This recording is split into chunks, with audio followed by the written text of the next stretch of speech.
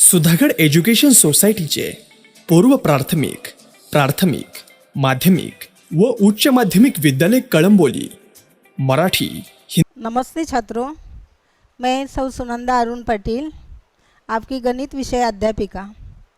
सन 2020-21 शैक्षणिक वर्ष में कक्षा 6वीं में आपका स्वागत करती हूँ। बच्चों, मेरे प्यारे दोस्तों, आप सब लोग अपने परिवार के साथ घर में हैं, लेकिन मैं पता करना चाहती हूँ कि आप सब लोग बिल्कुल ठीक है, स्वस्थ है, सुरक्षित हैं। जी हाँ बच्चों, आपका उत्तर सुनकर बहुत खुशी हुई। आप सब लोग खुश हैं, नहीं है बस। देखो बच्चों, हमारी शासन यंत्रणा कोरोना से लड़ रही है। इस जंग में पूरा संसार उतरा है और बार बार शासन हमारा लॉकडाउन बढ़ा रही है। इसका कारण यही है कि हम स्वस्थ रहना चाहिए, इसीलिए आपको अगले कई दिनों में घर में रहना है। लेकिन आप घर में रहे तो क्या हुआ, आपकी पढ़ाई होने वाली है। घर बैठे बैठे आप पढ़ाई करने वाले हो। हमारे सुधागढ़ विद्या संकुल ने ऑनलाइन शैक्षणिक उपक्रम शुरू किया है, जिसकी वजह से हम सारे आपके अध्यापक अपना अध्यापन कार्य डिजिटल वीडियो से करने वाले हैं। ये शैक्षणिक वीडियो के द्वारा हम हर दिन आपसे मिलने आने वाले हैं। ठीक है, आज के इस शैक्षणिक वीडियो में मैं आपका फिर से एक बार स्वागत करती हूँ। आज हम गणित का दूसरा पाठ पढ़ने वाले हैं, जिस पाठ का नाम है कोण।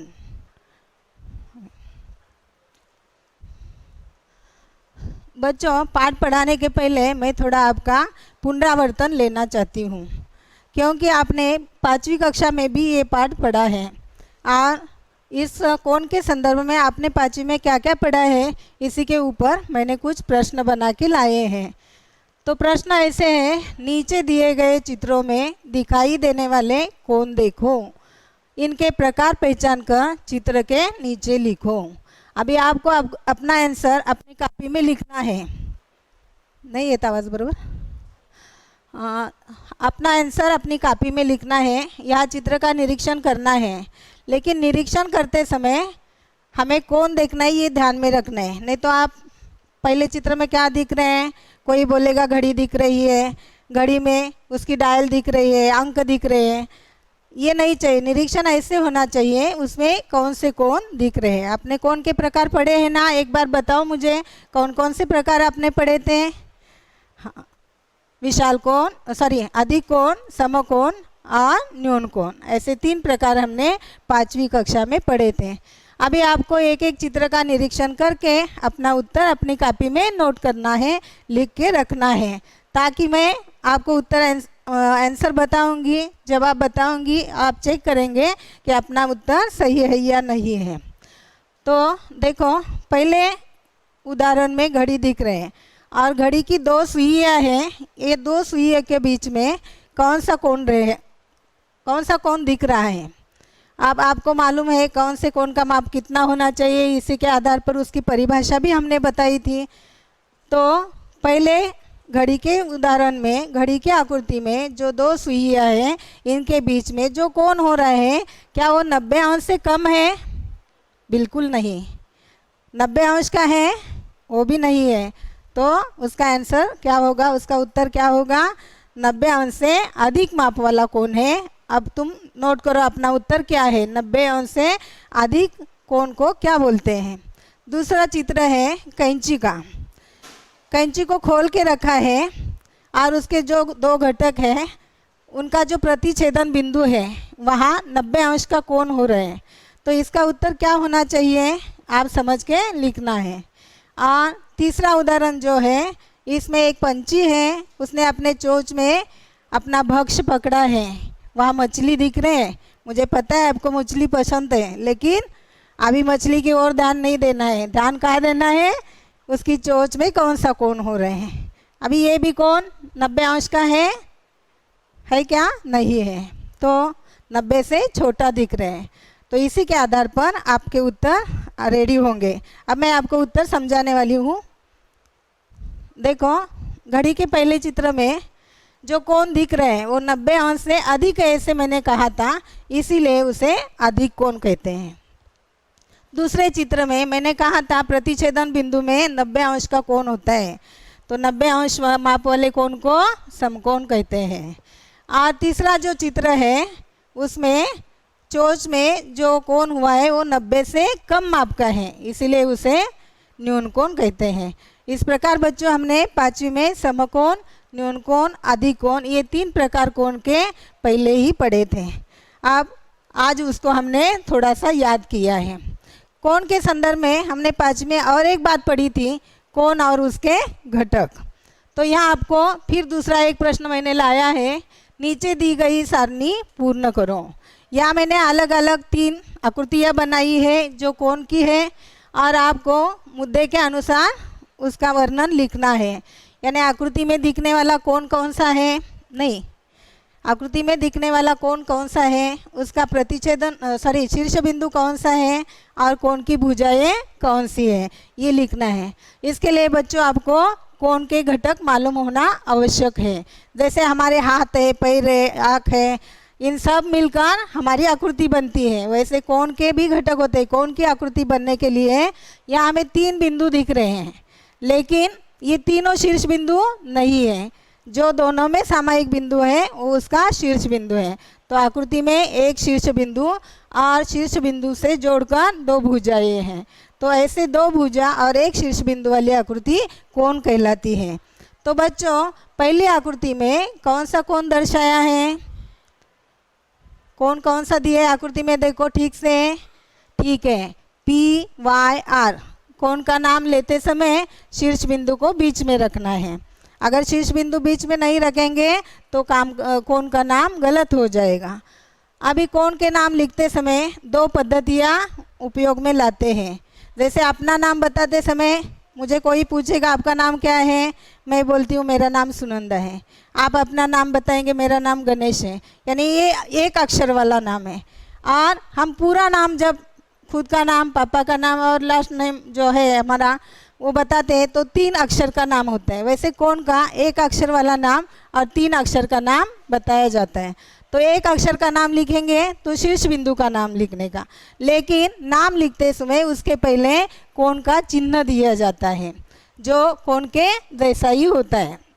और कोण Y ऐसे उसे बोलने के वाचन करते हैं, या 3 अक्षर में लिखना है तो PYR ऐसे वाचन करते हैं।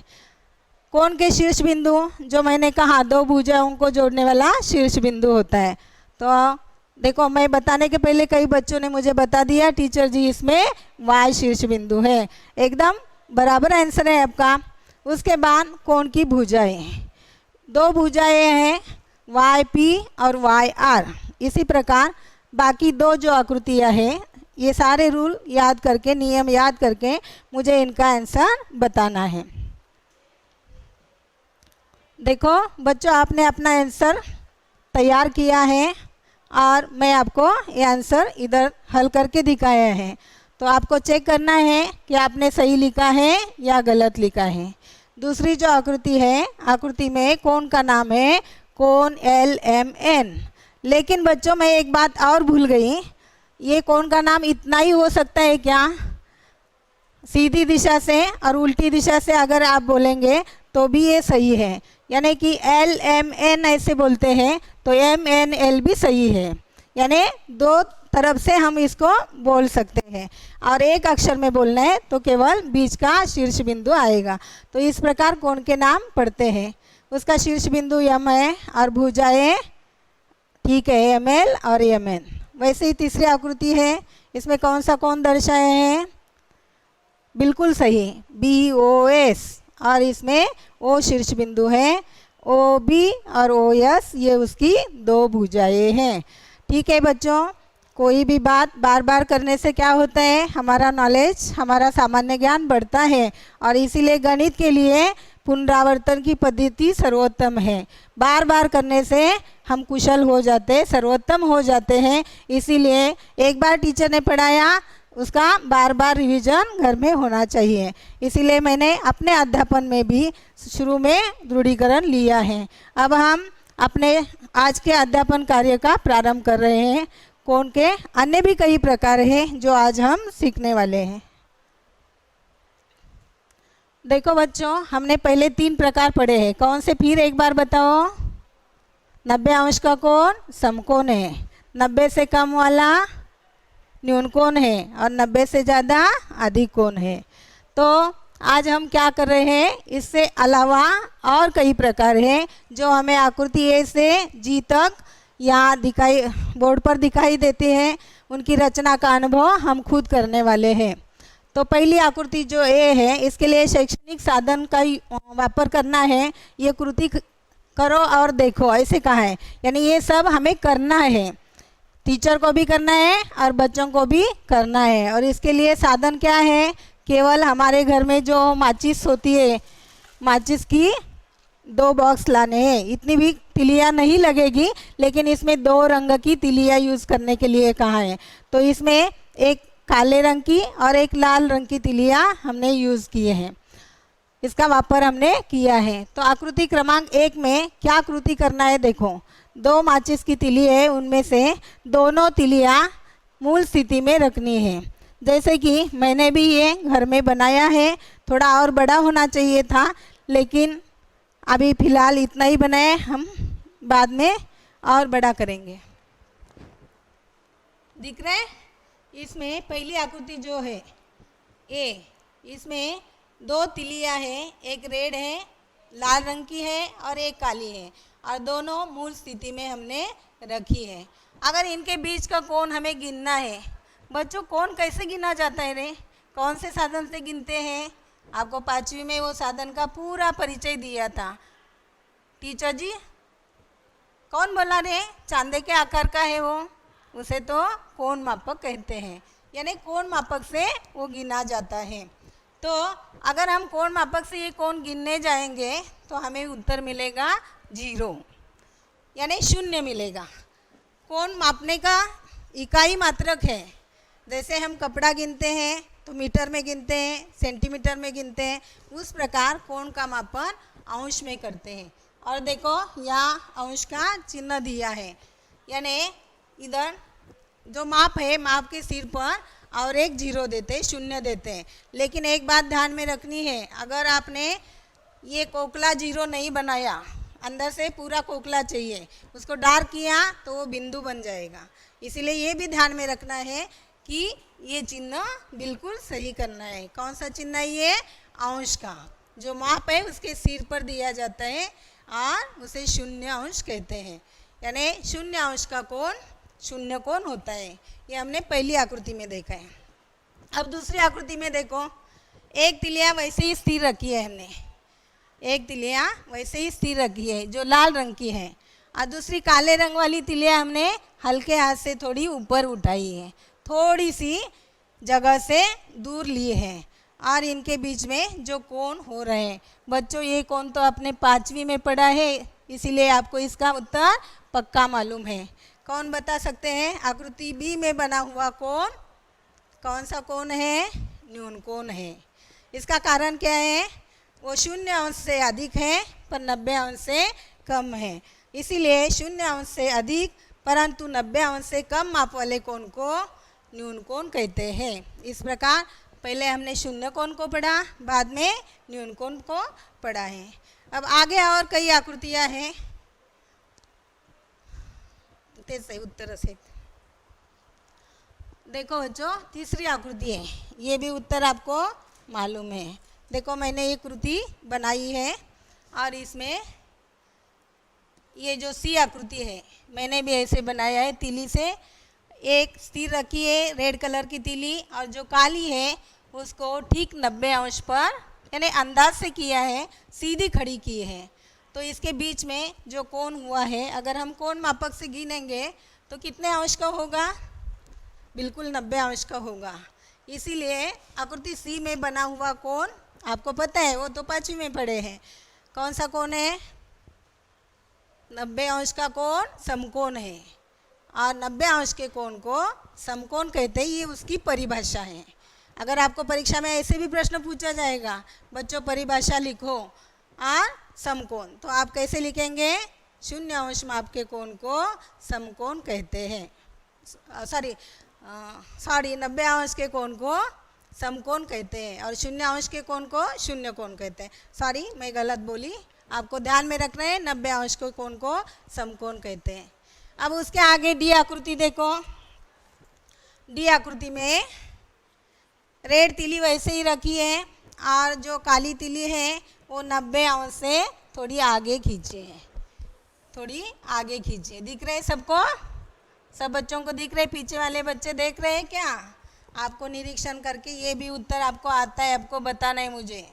आकृति डी में बना हुआ कोण कौन सा कोण है बताओ? आकृति डी में बना हुआ कोण 90 अंश से अधिक है और 180 अंश से कम माप का है, यानी वो अधिक कोण है, उसका नाम अधिक कोण है। तो आकृति डी में बना हुआ कोण अधिक कोण है और 90 अंश से अधिक और 180 अंश से कम माप वाले कोण को अधिक कोण कहते हैं। ये उसकी परिभाषा है। आगे करो। देखो बच्चों,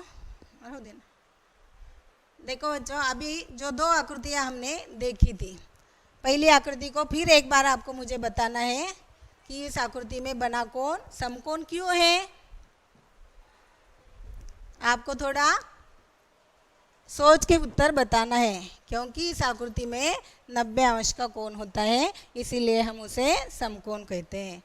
और नीचे वाला कोण 90 अंश से आगे यानी 90 से वो अधिक हो गए हैं, लेकिन 180 होने के लिए वो सीधा आना चाहिए, उससे कम है, इसीलिए वो अधिक कोण है। तो अधिक कोण की परिभाषा आप बता सकते हैं? बिल्कुल बराबर बताया, 90 अंश से अधिक परंतु 180 अंश से कम माप वाले कोण को अधिक कोण कहते हैं। देखो आकृति ई में और एक कोण बताया है, जो कि मैंने अभी आपको कहा 180 अंश का कोण, उससे कम कोण बताया। अभी यहाँ बिल्कुल 180 अंश का कोण दिया है, वो मैंने भी आकृति में बनाया है। देखो दो तिलियाँ सीधी रेखा में है, हाँ सीधी रेखा में दिख रही है, दिखे?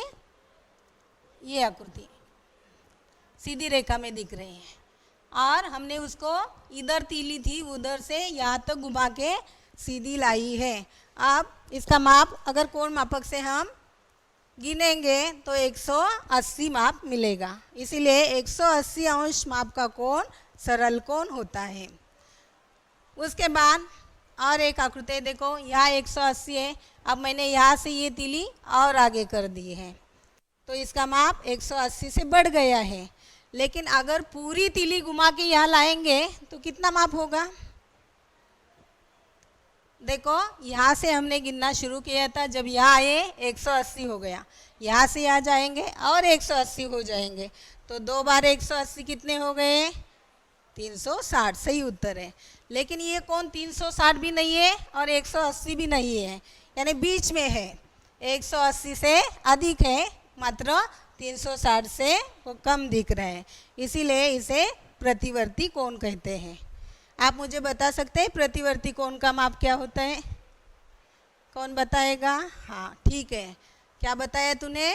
180 से अधिक परंतु 360 अंश से कम माप वाला कोण अधिक कोण होता है। ठीक है बच्चों, हमने अभी तक कौन कौन से प्रकार याद किए, फिर एक बार दोहराते हैं। सबसे पहले मूल स्थिति की तीली जो मैंने दिखाई, उस समय कौन सा कोण था? शून्य कोण था। उसके बाद और थोड़ा उठाया तो न्यून कोण हो गया, फिर 90 अंश का कोण बना समकोण, 90 से आगे घुमाया थोड़ा अधिक कोण बना, अधिक कोण के बाद 180 की स्थिति में सरल कोण आया और 180 से ज़्यादा परंतु 360 से कम किया तो वो बन गया प्रतिवर्ती कोण। अभी और एक कोण हमें देखना है। अभी ये जो कोण है मैंने भी बनाया है इसको, ये देखो। अब यहाँ पहली जो आकृति थी और ये आकृति हमें सेम लग रहे हैं, ये दोनों एकदम बिल्कुल बराबर एक के ऊपर एक है। दिख रहे हैं आपको रेड तिली और काली तिली, जो यहाँ आकृति में भी दिखाई है।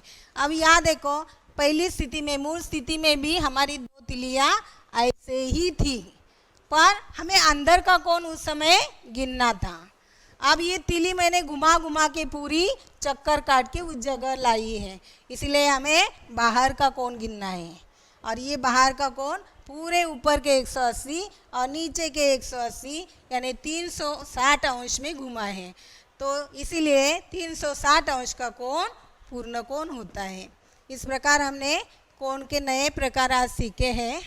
एक बार आपको याद करके मुझे बताना है मैंने क्या सीखा, ठीक है। उसके पहले मैं एक बात आपको बताती हूँ बच्चों। मैंने पहली ही बार आपको ऐसे बोले मेरे प्यारे दोस्तों, क्योंकि गणित से दोस्ती करने वाले छात्र कम होते हैं, लेकिन मेरी आशा है कि सभी मेरे दोस्त बन जाएं। यानी गणित विषय अच्छा लगेगा तो सारे गणित के और टीचर के भी प्यारे होते हैं, और बच्चों को भी टीचर प्यारी लगती हैं। इसीलिए हमने आज जो कुछ पढ़ा है, मैं कब समझूंगी आपने मैंने पढ़ाया हुआ सब आया जब आपने जीवन में उसका उपयोग करेंगे। आप जहाँ भी जाए गणित पढ़ते हैं लेकिन हिसाब नहीं आता, तो गणित अच्छी तरह से पढ़े क्या आप? नहीं पढ़े। अब मैंने ये आकृतियाँ सब पढ़ाई, लेकिन आपको जीवन में उसका उपयोग कितना आप कर सकेंगे उसी के ऊपर आपने ये पढ़ाई पूरी तरह से की है। इसका थोड़ा सा मैं यह अंदाज़ लेना चाहती हूँ कि आपको क्या क्या आता है। देखो यहाँ मैंने कई चित्र लाए जो आपके बहुत पसंद है। बच्चों को घर में रहना पसंद है, यात्रा में जाना पसंद है, बाग में जाना पसंद है, और इसीलिए ऐसे चित्र मैंने ढूंढ लिए। अभी यहाँ बहुत सारे कोण हैं चित्र में, हम जहाँ जहाँ देखो वहाँ वहाँ कोण दिखते हैं। जैसे कि मैंने पढ़ाए पूरे कोण इसमें है। जो पहला चित्र है, कौन सा चित्र है रे? आप बैठे इसी में, आकाश झूला जो है उसमें, इसे हिंडोर बोलते हैं हिंदी में। और इसका ये कोण हमें समझाने के लिए दिया है बीच का। ये तो 90 अंश से कम है इसलिए न्यून कोण है, लेकिन यहाँ दो दो झूले के बीच में भी कई कोण हैं। क्या आप बता सकते हैं वो कौन से कोण है? वो भी दो झूले के बीच में जो है सारे न्यून कोण हैं। लेकिन अगर हम ये एक झूला और ये एक झूला लेंगे तो उनमें 90 अंश का कोण बनेगा और वो समकोण होगा। अगर सीधा लेंगे तो कौन सा होगा? 180 अंश का सरल कोण होगा। 180 से ज़्यादा इधर का एक लेंगे तो प्रतिवर्ती कोण हो जाएगा, और पूरा लेंगे तो कौन सा कोण हो जाएगा? पूर्ण कोण हो जाएगा। इस प्रकार हम जहाँ भी जाते हैं वहाँ हम जो देखते हैं, जैसे कि हमारा क्लास है, आप क्लास में बैठे हैं, आपके सामने ये बोर्ड है, ये बोर्ड में भी हमें कई कोण दिखते हैं। किसी ने बताया रे टीचर जी कोने में समकोण है, क्योंकि ये 90 अंश के हैं, चारों कोने समकोण के हैं। वैसे फैन है, जो जो हम जिधर ढूंढो, हमारा नॉलेज पक्का हो तो हमें हर जगह कोण दिखाई देंगे और हम उसे ढूंढते रहेंगे। दूसरा जो चित्र है, क्या हुआ?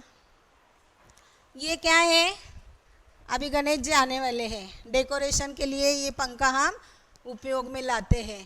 तो वैसे मैंने भी करने का प्रयास किया है बच्चों, पर थोड़ा सा आपको मैं आइडिया दे रही है। ये देखो मैंने कापी के कागज़ लिए, उसे सीधा उल्टा ऐसे घड़ी डाल लिए और उसको ऐसे पंखे के रूप में किया है। इधर एक डंडा लगाएंगे तो ये पंखा पूरा खुल जाएगा। अब देखो इसको ऐसे पूरा करेंगे, शून्य कोण हो जाएगा। उसको थोड़ा खुलेगा, न्यून कोण हो जाएगा। सीधा करेंगे, समकोण होगा। सरल करेंगे तो 180 का कोण होगा। अभी ये ज़्यादा घूमता नहीं है, लेकिन अगर अच्छी तरह से बनाएंगे पूरा घूमेगा वो 360 अंश तक। तो आप खुद भी ऐसे टीचिंग एड्स बना सकते हैं, शैक्षणिक साधन बना सकते हैं और उसका आनंद ले सकते हैं। तीसरी जो आकृति है, इसी में ये तो दृश्य आपको बहुत अच्छा लगता है। खेलना किसी को नहीं अच्छा लगता? हम गार्डन में जाते हैं, उतार चढ़ाव की ये जो फली है उसके ऊपर चढ़ते हैं। जिसका बोझ अधिक हो वो नीचे रहता है, हल्का हो तो ऊपर उठता है। इसके नीचे देखो लाइन लगा के दिखाया है। इस आकृति में कौन सा कोण हो रहे हैं? जो नीचे स्टैंड दिए है उसका फली के नीचे, उसमें न्यून कोण हो रहे हैं। और ऊपर का अगर गिनेंगे तो वो प्रतिवर्ती कोण दिखेगा। इस प्रकार हम जहाँ भी जाते हैं वहाँ हमें कोण दिखाई देते हैं। तो आपको ऐसी सूची बना के रखनी है कि टीचर जी हमने भी ऐसे कोण ढूंढे हैं और उनकी सूची बनाइए। मुझे बहुत खुशी लगेगी अगर आप ये उपक्रम बनाए तो। ठीक है, आगे देखो बच्चे, आज के दिन हमने जो अध्यापन किया है उन मुद्दों को हम संकलित करते हैं, यानी पहले से हमने क्या क्या लिया। यह मैंने समझाया, आपने समझ लिया है। तो पहला मुद्दा है शून्य कोण। शून्य कोण का माप 0 अंश होता है। इसी के आधार पर आपको स्वाध्याय में बहुत सारे प्रश्न हल करने हैं। इतना ही चार्ट आप ध्यान में रखेंगे, आप परिभाषाएं लिख सकेंगे, जोड़ियाँ लगा सकेंगे या रिक्त स्थान भर सकेंगे, आकृति बना सकेंगे। सारा कोष्टक इसी के ऊपर आपका पूरा हो जाएगा। तो इसीलिए ये ध्यान में रखना है। शून्य कोण का माप, शून्य बोलने का नहीं, 0 अंश बोलने का। शून्य कोण का माप 0 अंश होता है। न्यून कोण का माप 0 अंश से अधिक होता है पर 90 अंश से कम होता है। तीसरा कोण है समकोण। देखो कई कोण के फिक्स निश्चित माप हैं, वो तो आप पूरा ध्यान में रख सकते हैं। 1-2 कोण ऐसे ही कि जिनमें कम ज़्यादा ध्यान में रखना है, तो आप ऐसे ध्यान में रखो। क्रम से रखेंगे तो भी और अच्छे हैं। अगर नहीं ध्यान में रहते हैं तो जिनका फिक्स निश्चित माप है उनको पहले पठन करो, और फिर जो कम अधिक है उनको, वो तो कम है, 2-3 है। दूसरा कोण है न्यून कोण, 0 अंश से अधिक और 90 अंश से कम माप वाला। तीसरा है समकोण, जिसका माप है 90 अंश का। उसके बाद अधिक कोण, यानी 90 से वो अधिक होता है और 180 से अधिक होता है। बच्चों, सरल कोण का माप कितना होता है? निश्चित रूप में 180 होता है। और प्रतिवर्ती कोण 360 माप का होता है क्या?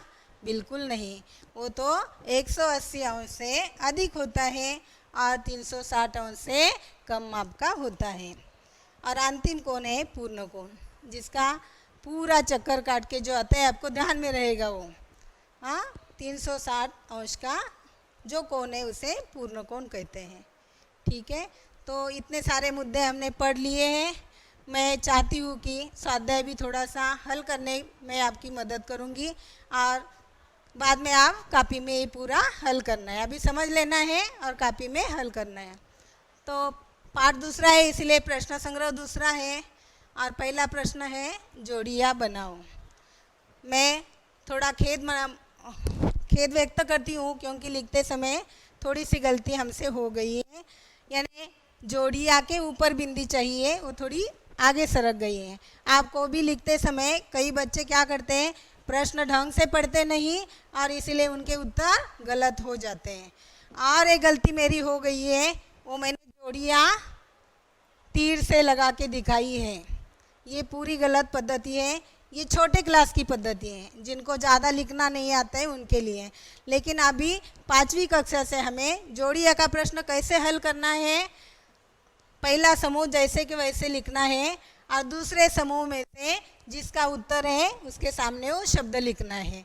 मतलब अब आप निरीक्षण करके मुझे बताना है, 180 अंश का मैंने उत्तर तीर से दिया है, लेकिन उसके सामने हमें क्या लिखना है? 180 अंश सरल कोण, ऐसे उसके सामने लिखना है। यानी उत्तर लिखने की ये विधि है। 240 अंश का, ये तो 180 से अधिक कोण है पर 360 तक नहीं पहुंचा है, इसीलिए इसे प्रतिवर्ती कोण कहते हैं।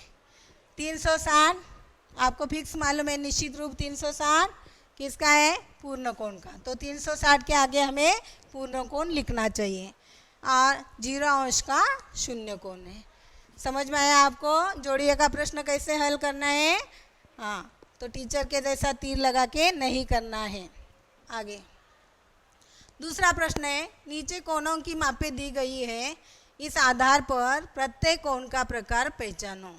देखो, मैंने पहले भी पढ़ाते समय आपको कहा था, मैंने ये समझ लिया मैं कि आपको कोण का माप मालूम हो तो आप कोण का प्रकार पहचान सकते हैं। या सारे उत्तर मैंने लिखे हैं पर आपको याद करके ये लिखना है। 75 यानी 75 अंश का कोण दिया है, मतलब ये 90 से कम है कि अधिक है? 90 से कम है, इसीलिए ये न्यून कोण है। उसके बाद दूसरा 0 अंश, ये तो निश्चित रूप में शून्य कोण, क्योंकि उसका दूसरा माप दिया ही नहीं है, एक ही माप होता है। तीसरा है 215 अंश, 180 से अधिक है इसीलिए वो प्रतिवर्ती कोण है। 360 निश्चित माप है, वो है पूर्ण कोण। उसके बाद 180 अंश का ये भी निश्चित माप है, सरल कोण। 120 अंश यानी 90 से अधिक है पर 180 से कम है, इसीलिए वो है अधिक कोण। ये तो 5वीं में पढ़ा है आपने।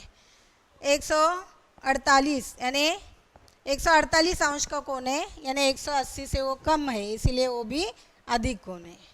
और 90 अंश का निश्चित माप होने वाला कोण समकोण होता है। ठीक है, तो इस प्रकार आपको अगर माप दिए तो कोण के प्रकार समझने चाहिए। देखो, इस प्रकार का भी प्रश्न आ सकता है। अभी यहाँ अंक दिए, अंश के माप दिए, लेकिन कभी कभी केवल आकृतियाँ होती हैं, तो आपको दोनों प्रकार के प्रश्न हल करने आने चाहिए। माप देने पर आसान होता है, लेकिन केवल आकृति दिखी तो भी आपको समझना चाहिए। तो पहले कोण में 62 अंश का कोण दिया है। कौन सा प्रकार है ये? 62 यानी 90 से अधिक है कि कम है? कम है, तो इसीलिए ये न्यून कोण है। 90 अंश का समकोण होता है। और 240, अभी इधर थोड़ा आपका फिर जम्बलिंग होने वाला है। देखो, मैंने इधर लिखा है 240, इसीलिए आप कोण का प्रकार सही लिखेंगे, लेकिन केवल आकृति आ जाएगी तो आप गलत कर देंगे। आपको ध्यान कहाँ देना है? ये बाण की तरफ देना है। कोण कहाँ गिनना है? उधर ध्यान देना है, यानी अंदर का गिनना है या बाहर का। अगर अंदर का गिनेंगे तो अधिक कोण बनेगा, और बाहर का गिनेंगे तो प्रतिवर्ती कोण हो जाएगा। उसके बाद ये है 180 वाला, सीधी रेखा यानी 180 वाला कोण, वो है सरल कोण। और मूल स्थिति में जो पहला कोण था, मूल स्थिति में जो कोण था वो है शून्य कोण। और पूरा काट के गोल घूम के आता है, पूरा चक्कर काट के आता है, वो है पूर्ण कोण। ये दोनों आकृतियाँ थोड़ी समान दिखती है, पर इधर ध्यान रखना है। अभी इधर भी थोड़ी गड़बड़ी हो गई है, यहाँ गोल होना चाहिए या केवल बिंदु होना चाहिए था, तो ये दोनों में फर्क है। ये ध्यान में रखेंगे तो शून्य कोण कौन सा है और पूर्ण कोण कौन सा है आपको समझ में आएगा। हो गए, आगे करो। देखो बच्चों, मैंने बहुत सारा आपको मार्गदर्शन किया है, और मैं आशा करती हूँ कि मैंने दिया हुआ स्वाध्याय भी आप अच्छा से लिख पाएंगे। तो चांदा यानी चांद के आकार का जो कोण मापक है, जो आपने 5वीं में किया है, उसी के आधार पर एक स्वाध्याय है। चांदे की सहायता से, कोण मापक की सहायता से न्यून कोण, समकोण तथा अधिक कोण की रचना करना है। यानी ये तो आपने पहले ही पढ़ा है, इसीलिए ये आपको आसान जाएगा। यहाँ आपको आकृति बनानी है, वो भी कोण मापक की सहायता से। और दूसरा प्रश्न जो अभी मैंने पढ़ाया, उसी के आधार पर है परिभाषा लिखो। परिभाषा यानी उसकी संज्ञा, किसे कहते हैं ये लिखना है। तो इसमें सरल कोण, पूर्ण कोण और समकोण, इनकी परिभाषाएं लिखनी है। और ये बिल्कुल आसान है, क्योंकि ये निश्चित रूप के कोण हैं, इनके माप निश्चित होते हैं, इसीलिए कोण का माप कितना है इसी के आधार पर इसकी परिभाषा आपको बनानी है। तो बच्चों, मैंने आज जो कुछ पढ़ाया, पाठ का आधा हिस्सा मैंने पढ़ाया है और बहुत आपको आसानी से समझाने की कोशिश की है। आप सब ने ये स्वाध्याय पूरा करना है, और दूसरी बार जब हम मिलेंगे तो पाठ का जो आधा हिस्सा बाकी है उसे पूरा कर देंगे। तब तक के लिए आपको क्या करना है? घर बैठे बैठे पढ़ाई करना है, अपना घोंसला छोड़ने का नहीं। जब हम आपको आदेश देंगे आज पाठशाला आना है, तब तक आपको घर में ये सारी कृतियाँ करनी है और स्वस्थ रहना है, सुरक्षित रहना है। ओके, धन्यवाद।